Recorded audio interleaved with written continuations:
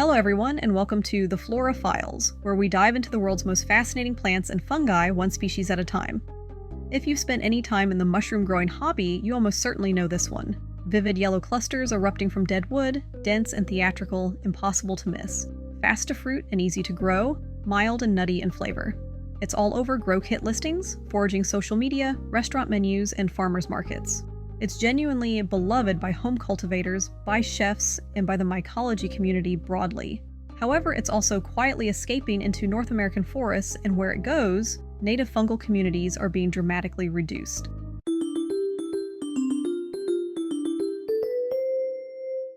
Pleurotus citrinopileatus, also known as the golden oyster mushroom.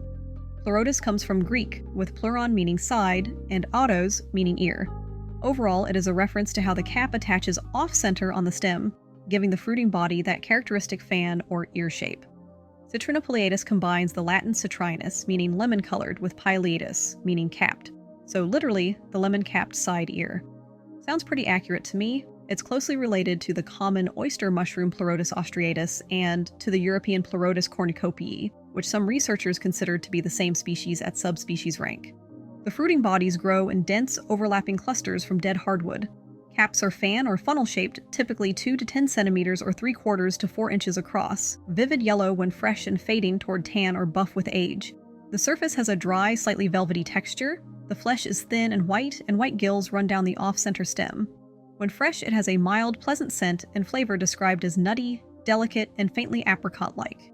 If you've eaten it, you know it has an appeal that's hard to argue with. Pleurotus citrinopileatus is a white rot saprotrophic fungus, which means it breaks down dead wood by attacking both the lignin and the cellulose, unlike brown rot fungi that leave the lignin behind. Both lignin and cellulose are notoriously hard to break down and make up part of what we call dietary fiber, since our digestive enzymes can't break them down. So this is one of the fungi that has the important job of taking these compounds apart and recycling the components back into the environment.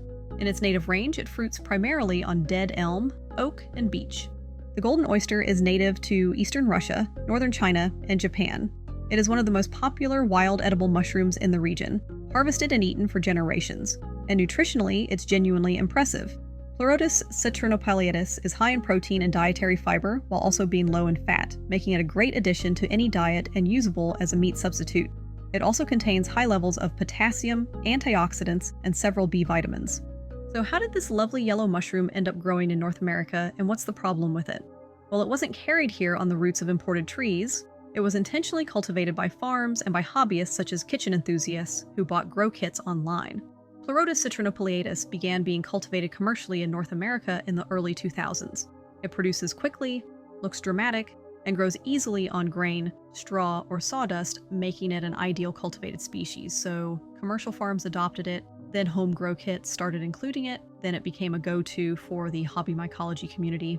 The first recorded observation of golden oysters growing wild in the United States was in 2012, about a decade after cultivation began. A 2018 master's thesis by Andy Bruce, now Reisdorf, at the University of Wisconsin-La Crosse, was the first academic work to characterize the escaped populations, and what she found was telling. Wild isolates from multiple states were closely related to just a few commercial strains, with the genetic evidence pointing clearly to multiple human-mediated release events from cultivated stock. Basically, the wild populations descend from the farms and grow kits. No one knows the exact mechanism of escape. It might have been an outdoor commercial farm, it might have been an outdoor log inoculation, a popular home cultivation technique where you inject mycelium into a log and leave it in the garden. It might have been grow kits discarded outside, or used substrate dumped in the backyard, releasing spores into the surrounding environment. Pleurotus species produce enormous quantities of airborne spores when they fruit. It doesn't take much to establish a new population. From those initial escape points, the spread has been rapid. Between 2013 and 2015, single occurrences were recorded in Wisconsin, Ohio, and New York. By 2023, it had been documented in 25 U.S. states and a Canadian province, across a range spanning roughly 2 million square kilometers. That is almost certainly an underestimate. Mycologists who study the species note that professionals have begun to encounter it so frequently in some areas that they have stopped documenting it because the process of recording yet another golden oyster feels futile. And citizen science platforms like iNaturalist and Mushroom Observer, while invaluable for tracking spread, capture only a fraction of actual occurrence. In the wild, it has been found growing on oak, elm, beech, and other hardwoods, showing the same host flexibility as its close relatives in the oyster genus. Climate modeling suggests that large additional areas of North America are climatically suitable for it and currently uninvaded, so it's only going to continue to spread. So what impact is this new fungus having? Researchers at the University of Wisconsin and the U.S. Forest Service visited parks in Wisconsin and sampled 26 dead elm trees, 13 with Pleurotus citrinopileatus mushrooms present, 13 without. They collected samples of the trees and analyzed the fungal communities using DNA sequencing. Dead elm trees with Pleurotus citrinopileatus mushrooms housed an average of 22 fungal species, whereas dead elms without Pleurotus citrinopileatus hosted an average of 40.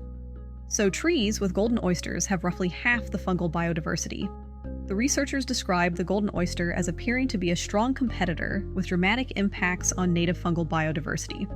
Pleurotus species are also fast, aggressive early colonizers of dead wood, and a faster breakdown rate for dead wood means that habitat disappears sooner.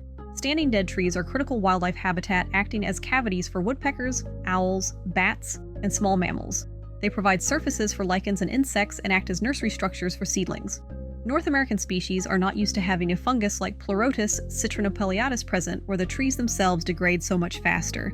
It's a greater ecological cost regardless of how the fungal succession plays out.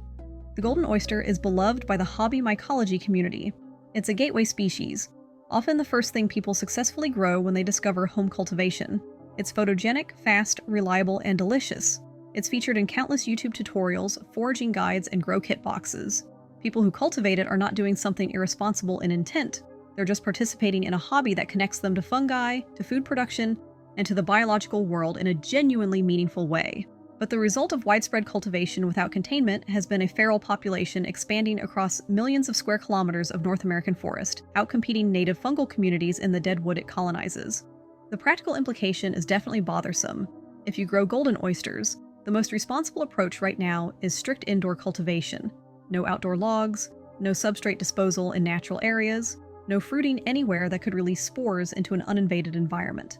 Some mycological societies have begun recommending switching to native oyster alternatives such as Pleurotus austriatus, Pleurotus pulmonarius, or Pleurotus populinus, since they offer similar cultivation experiences and comparable culinary results without the invasive risk.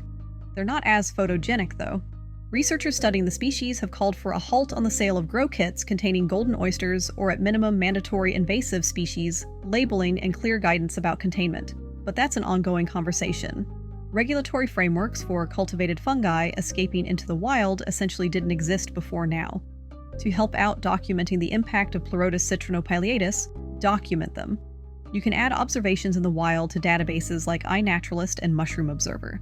These observations are central to how researchers are tracking the range expansion. Photographs with location data are genuinely useful to science.